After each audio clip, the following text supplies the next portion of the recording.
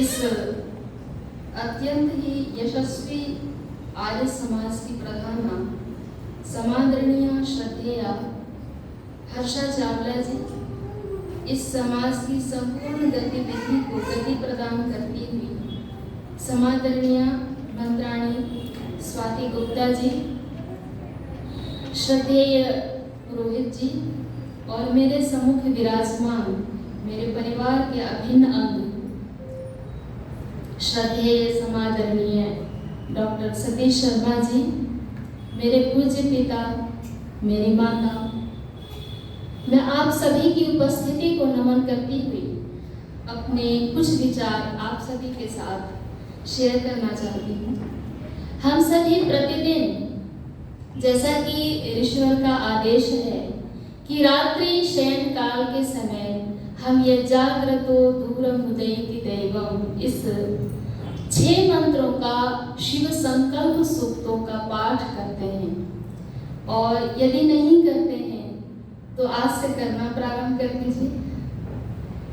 तो ये जो प्रथम मंत्र है, क्योंकि आप सभी को ये मंत्र याद है और इसलिए मुझे लगा कि बात वही कहनी चाहिए जिसका आधार पहले से हो। तो पहला मंत्र है यत्र यत् जाग्रतो दूरम उदयति दैवम तदु सुप्तस्य तथैवैति। बहुत ही सरल सी संस्कृत है और आर्य समाज में आने का सबसे बड़ा लाभ ये होता है कि आप संस्कृत से अपने आप दोस्ती कर बैठे, अनजाने में ही इस भाषा से एक रिश्ता जुड़ता चला जाता है। तो हम इस मंत्र में, इस 6 मंत्र में 6 प्रकार के मन की चर्चा, हम केवल इस बात पर ध्यान देते हैं कि मेरा मन अच्छा हो, शिव संकल्प हो, शुभ संकल्पों वाला हो। क्योंकि इस 6 मंत्र की जो टेक है, लास्ट की जो पंक्ति है, तन्मे मनः शिव संकल्पमस्तु, हम बार बार यही दोहराते हैं, तन्मे मनः, वह मेरा मन अच्छे संकल्पों वाला हो, शुभ संकल्पों वाला हो।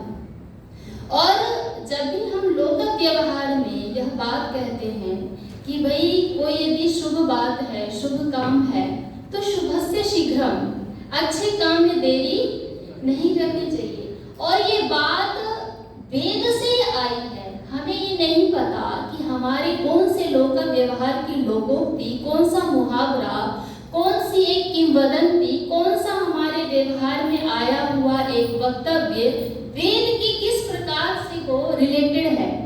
तो जब हम ये कहते हैं शुभ से शीघ्रम कि भाई कोई शुभ काम है तो उसमें विलंब नहीं करना चाहिए।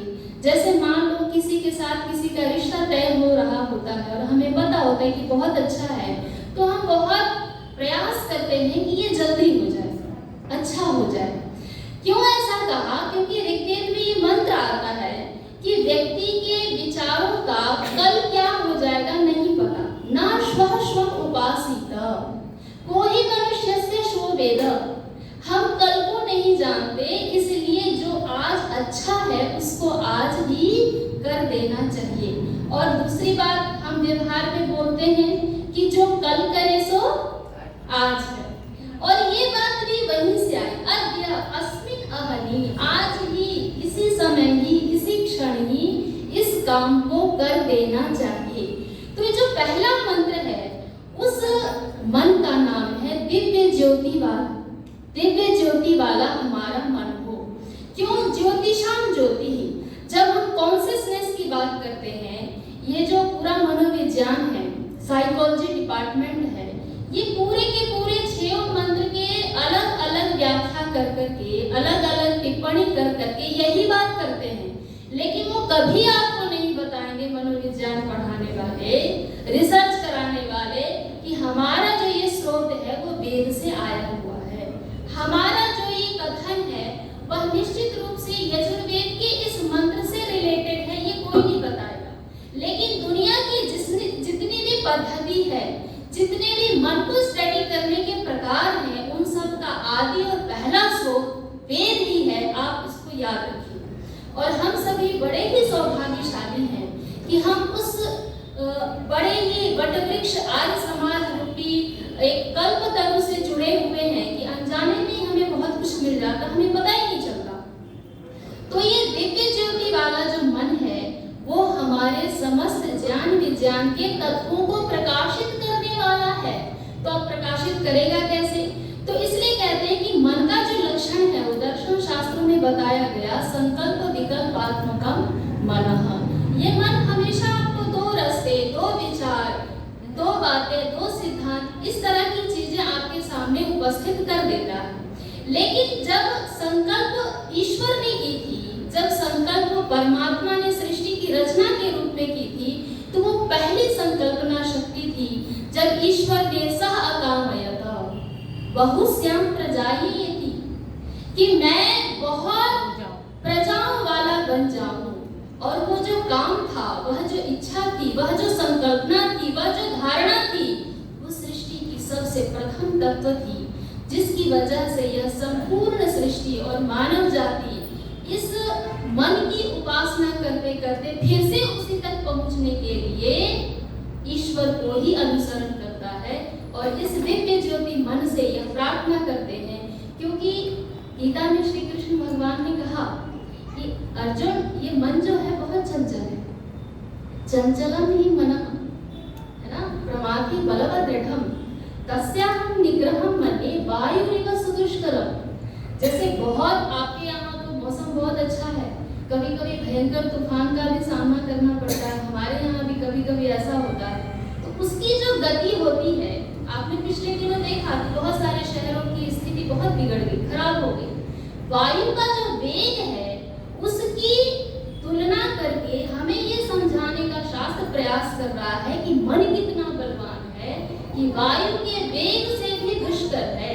हम अभी यहाँ बैठे हुए हैं, हमारी चेतना कहीं और पहुंच जाती है। सोते हुए भी यह मन जो दूर दूर तक जाता है, वह मेरा मन स्थिर हो जाए। तो दिव्य मन की, कॉन्शियसनेस की, चेतना शक्ति की, चैतन्य शक्ति वाला जो मन है, उसकी चर्चा ऋषि इस प्रथम मंत्र में कर रहा है। और दूसरा मन है जिसके लिए कहते हैं कि ये मोटिवेशन, आजकल बहुत सारे मोटिवेशन स्पीकर हो गए हैं हमारे भारतवर्ष में, पूरी दुनिया में। और एक मोटिवेशनल स्पीकर के बहुत सारे अनुयायी हैं, बहुत सारे उनके फॉलोवर हैं।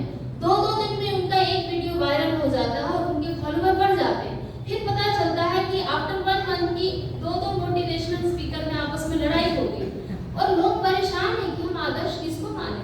लेकिन हमारा, हम सब का, मानव जाति का जो पहला आदर्श है वह ऋषि है।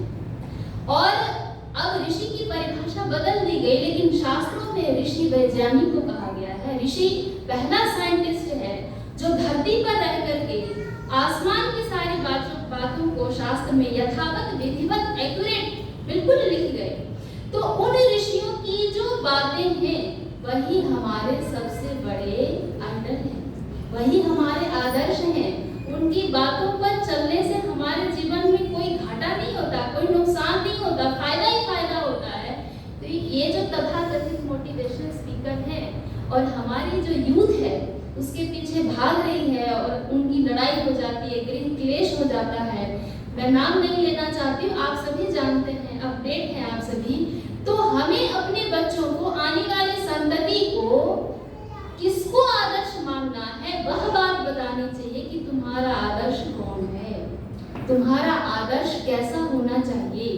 तुम्हारा आदर्श इसलिए ऋषि होना चाहिए क्योंकि वो ऋषि इतनी बड़े शास्त्रों के निर्माता होते हुए भी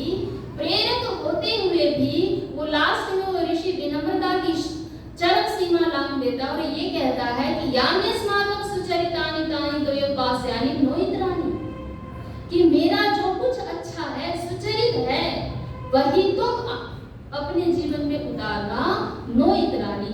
और आज के जो लोग हैं वो कहते हैं कि मेरे ही फॉलोवर बनो, दूसरे के नहीं। दूसरे के फॉलोवर को काटने के लिए उसकी बुराई करना शुरू कर देते हैं।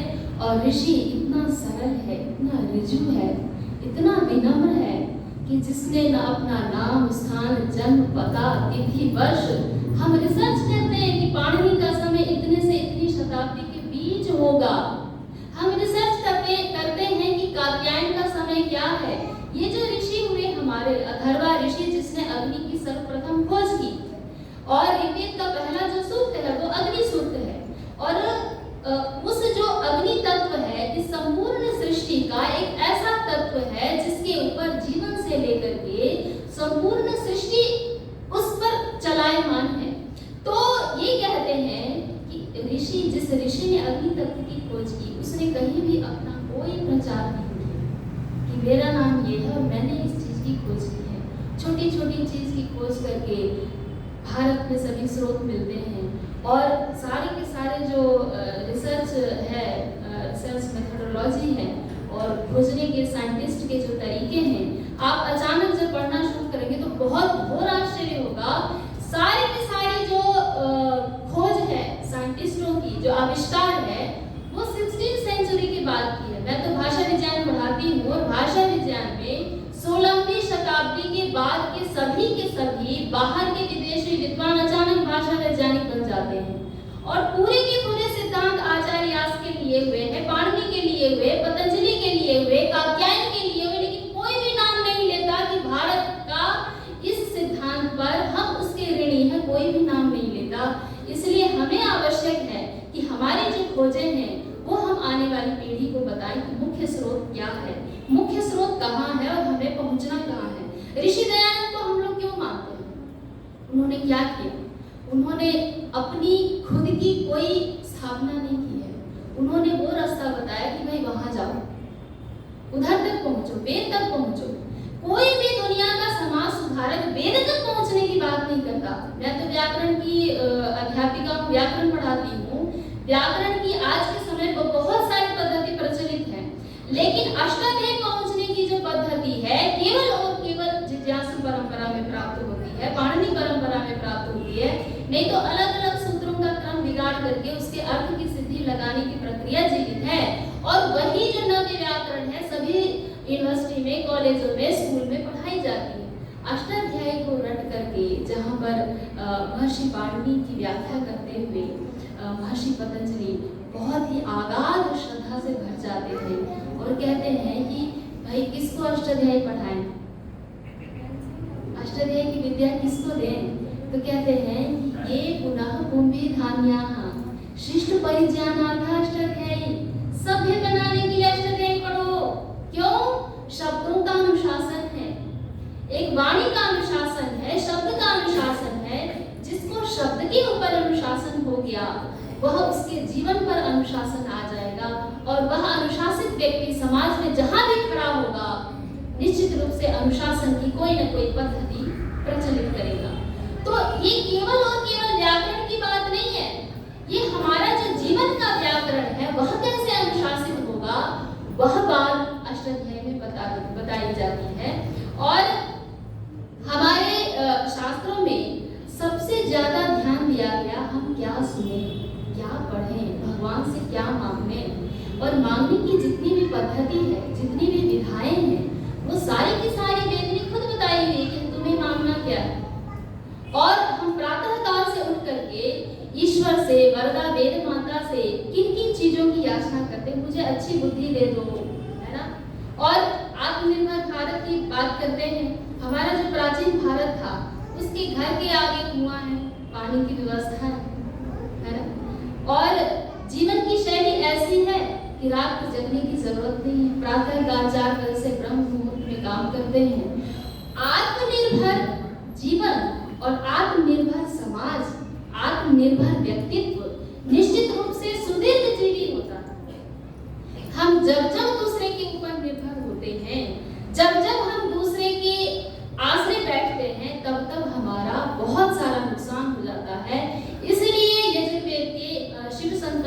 इस तीसरे मंत्र में कहा कि ये जो तीसरा मंत्र है जिसमें हम कहते हैं यत् प्रज्ञानम उत चेतः धृति, तो ये 3 गुणों की चर्चा की गई है मन की। उसमें प्रज्ञान है जो जानने की शक्ति है। हमारे अंदर जिज्ञासा नहीं होगी, हमारे अंदर कुछ करने की इच्छा नहीं होगी, सुप्त मन वाला व्यक्ति, सुप्त विचारों वाला व्यक्ति कुछ नहीं कर सकता। उपनिषद ने बार बार ये बात कही, उत्तिष्ठत, अरे उठो, कुछ तो करो, हाथ पर हाथ रखने से कोई लाभ नहीं होगा। उत्तिष्ठत जाग्रत प्राप्य परान्निबोधत क्षुरस्य धारा निशिता दुरत्यया दुर्गम पथस्तत् कवयो बदन्ति। और हम सब उस दुर्गम पथ के गामी हैं, चलने वाले हैं। हमारी संख्या बेशक कम होती है, आर्य समाजों की स्थिति बेशक बहुत खराब है, लेकिन प्रकाश का किरण, चिराग की जो लौ है, अग्नि की जो दीप शिखा है, वह जब तक जलती रहेगी, इस आर्य समाज का निरंतर प्रगति पथ पर अग्रसर होना निश्चित है। इसलिए हम मन से ये निश्चित करते हैं कि मेरा जो प्रज्ञान मन है, चेतस मन है और धृति मन है, जो जिज्ञासा उत्पन्न करने की जो हमारे अंदर भावना है और याद कर लेने की जो भावना है और धारण करने की जो भावना है, वह तीनों इतना स्ट्रॉन्ग हो कि जो मैं सोचूं वह पूरा का पूरा हो जाए। कहते हैं कि जो मोटिवेशनल स्पीकर है वो सबसे ज़्यादा उन बच्चों को पकड़ते हैं जिसको कोई परीक्षा की तैयारी करनी है, लाइफ में जिसको बहुत ज़्यादा स्ट्रेस है, रोज किसी न किसी की आत्महत्या हो जा रही है। अब नए नए ढंग चल पड़े हैं, लोग इतने ज़्यादा चालाक तेज हो गए हैं कि आत्महत्या है या वध है पता ही नहीं चलता। तो कहते हैं कि जितने ज़्यादा मोटिवेशनल स्पीकर हो रहे हैं उतने ही ज़्यादा लोग आत्महत्या कर रहे हैं। आज से 100 साल पहले तो कोई आत्महत्या नहीं करता था, क्योंकि उनको पता था कि भाई पुनर्जन्म होना है। हमने जो किया है, आत्मा का हनन करना सबसे बड़ा निकृष्ट कर्म है।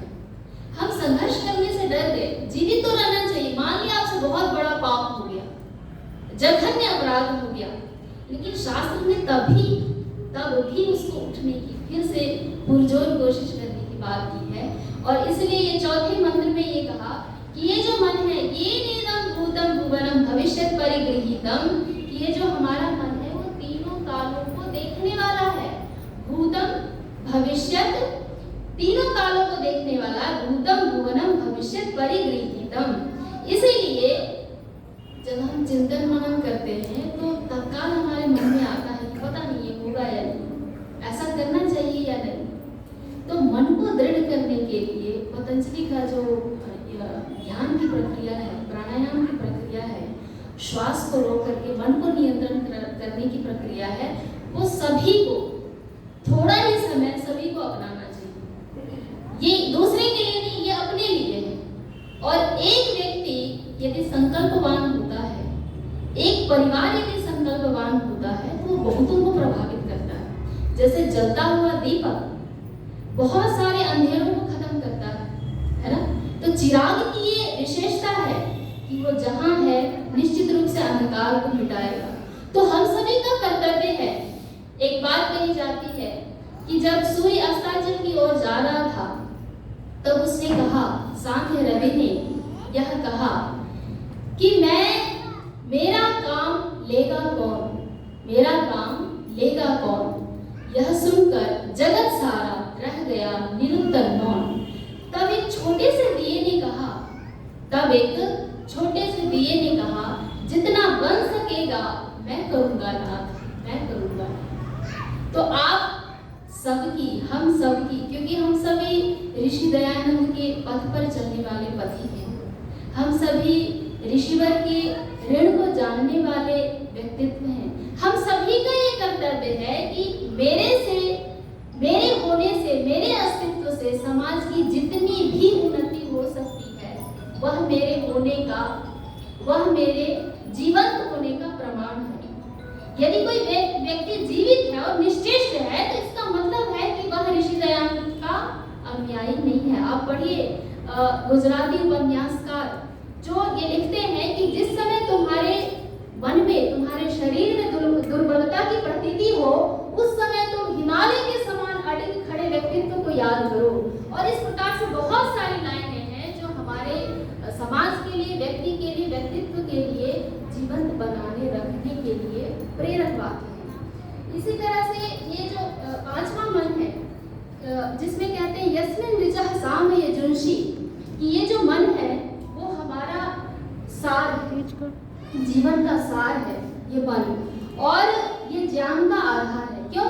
क्योंकि इसमें ही ऋचाएं हैं, सामवेद है, यजुर्वेद है, और बुद्धि है, विज्ञान है, इंटेलिजेंसी है, ये सब के सब हमारे मन में समाविष्ट है। आप थोड़ी देर मोबाइल हटा करके बैठिए, ये मन न जाने किन किन कल्पना शक्तियों से आपको कहाँ कहाँ की यात्राएं करवा देगा। कोई कवि बन जाता है, कोई लेखक बन जाता है, कोई जिस भी क्षेत्र में है, यदि उसको इस तरह की मन की जो दार्शनिक गति है, मन की जो दार्शनिक यात्रा है, उसको पकड़ करके थाम करके चलना आ गया, तो वह जिस भी क्षेत्र में है वह अव्वल बनता है। तो इसलिए इस मन में ये कहा, इस मन के प्राप्ति के लिए ये कहा गया कि जो मेरी मन की शक्ति है वह इतनी दृढ़ हो, मेरी बुद्धि, मेरी जो इंटेलिजेंसी है वह इतनी दृढ़ हो कि मैं जो सोचूं वह पूर्ण हो जाए। मन और बुद्धि में फर्क है। शास्त्र ये कहते हैं कि मन संकल्प और विकल्प वाला है, लेकिन बुद्धि क्या है? निश्चय करने वाली है। हम जब धियो यो न प्रचोदयात् बोलते हैं तब क्या प्रार्थना करते हैं कि मेरी जो बुद्धि है वो कैसी हो? सत्य पथ पर चलने वाली हो। क्योंकि उसको मन हमेशा टॉर्च दिखाता रहता, नहीं उधर चलो, उधर चलो। तो मन और बुद्धि ये जो दो पहिए हैं, इसको समझने का बहुत ही अच्छा तरीका है कि आप इन मंत्रों का पाठ कीजिए। और मुझे लगता है कि मंत्र जो है केवल मंत्र नहीं होते हैं, वो हमें वाइब्रेट करते हैं, वो हमें निश्चित रूप से चेतना की उस शक्ति को जागृत करने में मदद करते हैं। इसलिए कहते हैं कि मननात् मंत्र, मनन करने से, चिंतन करने से अवबोधन की क्षमता आती है। शास्त्र में बार बार ये बात कही गई कि भाई कोई चीज गलत है या सही है, इसका मतलब हम कैसे पता करें कि ये गलत है या सही है? तो शास्त्र कहते हैं कि व्याख्यान तो विशेष प्रतिपत्ति नहीं संदेहात लक्षण, और व्याकरण में बार बार संदेह की स्थिति उत्पन्न होती है कि इस शब्द में यह भी सूत्र लग रहा है, यह भी सूत्र लग रहा है, तो क्या करें? दोनों की ही स्थितियां सेम है। तो कहते हैं कि भाई इष्ट प्राप्ति, जो शब्द की इष्टि है, जो हमें सिद्ध करना है, उस वाले सूत्र को हमें लगा करके शब्दों की सिद्धि करनी चाहिए। तो जीवन का ये जो सबसे बड़ा संकल्प करने की जो क्षमता है, और अपने काम को, अभी जो भी यहाँ पर उपस्थित है उन्होंने संकल्प किया होगा, जो हमारी संकल्प की अग्नि है वह तीव्र हुई होगी, तभी हम यहाँ आकर के उपस्थित हुए। नहीं तो न जाने कितने लोग, मेरे भी मन में, हम सबके मन में यह संकल्प जागृत हुआ कि आज जाना ही जाना है, तो हम सभी आप सबके बीच में उपस्थित हैं। तो मन का छठे मंत्र में कहा कि मन रहता कहाँ है, मन का निवास कहाँ है? तो कहते हैं सुषारथि अश्वान इव वाजिन इव, ये अत्यंत तीव्रगामी है, लेकिन इसका निवास हृदय प्रतिष्ठितम, हृदय में है, आत्मा में है। और आत्मा का जो स्थान है वह मिलन परमात्मा का स्थान है। आर्य समाज मूर्ति पूजा का विरोध नहीं करता, वो तो एक साइंटिफिक वे है जिसको बताना चाहता है, ऋषिवर वेदव्यास बताना चाहते हैं कि भाई आप जिस काम के लिए ये करना चाह रहे हैं, मूर्ति पूजा कर रहे हैं, वो काम इस वाले प्रक्रिया से तो संभव नहीं है, मतलब सफल नहीं हो सकते। इतनी सी तो बात कही है। तो लोगों ने बड़ी ही कट्टरता के साथ, बड़ी ही चालाकी के साथ, बड़े ही साजिश के साथ इस बात को स्थापित कर दिया, और हिंदुओं को, जबकि हमारा प्राचीन नाम आर्य है, हम सभी आर्यावर्त के निवासी हैं, बड़ी चालाकी से अलग अलग कर दिया कि भाई ये मूर्ति पूजा नहीं मानने वाले हिंदू हैं, ये आर्य समाजी हैं। और अब तो बहुत ही बड़ा विश्व वमन चल रहा है इस बारे में कि लोगों ने, सनातनियों ने हमको, आपको इस दृष्टि से देखना शुरू कर दिया है कि ये मूर्ति पूजा करते हैं तो ये असली वाले हिंदू हैं, और नहीं करते हैं तो ये दूसरे वाले हिंदू हैं। तो ये जो हम सभी सनातनी, हमारी सनातन परंपरा है, यज्ञ करने की परंपरा है, सृष्टि का प्रथम यज्ञ, सृष्टि का जो संकल्प अग्नि की जो प्रथम दीप शिखा थी, वह उसके हम सभी अनुयायी हैं। तो हमें हमें बड़ी समझदारी से अपनों को अपनों से मिलाने में वक्त लगता है, लेकिन आवश्यक ये है कि हम निरंतर प्रयासरत रहें। तो मुझे लगता है मेरा समय हो गया है, तो मैं बहुत कुछ कहना चाहती थी मन के माध्यम से, लेकिन मैं आप सबसे एक गुजारिश करूंगी कि आप जो भी हैं, जहाँ पर भी हैं, जैसे भी हैं, जिस भी क्षेत्र में हैं, ऋषिवर दयानंद के सिद्धांत को जीवित रखने के लिए आपसे जितना बन पड़े, जो भी बन पड़े, जहाँ भी जाएं, जिस दिशा में जाएं, जिस क्षेत्र में जाएं, जिस समाज में जाएं, अपनी बात करें। पता नहीं क्यों धर्मांतरण हिंदुओं का ही होता है, पता नहीं क्यों हमारे लोग ही अपने सिद्धांतों से विमुख हो जाते हैं, जबकि हमारा इतिहास इतना सबल रहा है, इतना दृढ़ रहा है। लोगों ने अपनी गर्दनें कटवा ली, लेकिन ये जो कबीर की रक्षा की, लोगों ने अपनी बलि चढ़ा दी, लेकिन अपनी परंपरा को जीवित रखने के लिए उन्होंने पूरी की पूरी घर को, परिवार को तिलांजलि दे दी। हम सभी उस सनातन के सेनानी हैं, सिपाही हैं। तो मैं इतना ही कहते हुए अपनी वाणी को विराम देती हूँ कि कहते हैं कि न देवा यशिम आदाय रक्षन्ति पशुपालवत् यं तु रक्षितुम इच्छन्ति बुद्ध्या संयोजयन्ति तम। इसलिए हम गायत्री की, वेद माता की, वरदा वेद माता की उपासना करें और ऋषिवर देव दयानंद के संकल्पों को, उनकी अग्नि को प्रज्वलित करने में अपनी आहुति प्रदान करें, ताकि हमारे ये जो जीवन है वह सफल हो और हमारा समाज जीवंत रहे, हमारी आने वाली जो पीढ़ी है वह जीवंत रहे, हम पर गर्व कर सके, क्योंकि इस समय के सबसे बड़े उत्तराधिकारी हम लोग ही हैं, हम सभी हैं। तो आने वाली पीढ़ी हम पर गर्व करे, हम ऐसा काम करें। मैं आप सभी का बहुत बहुत धन्यवाद करती हूँ। ओम शांति।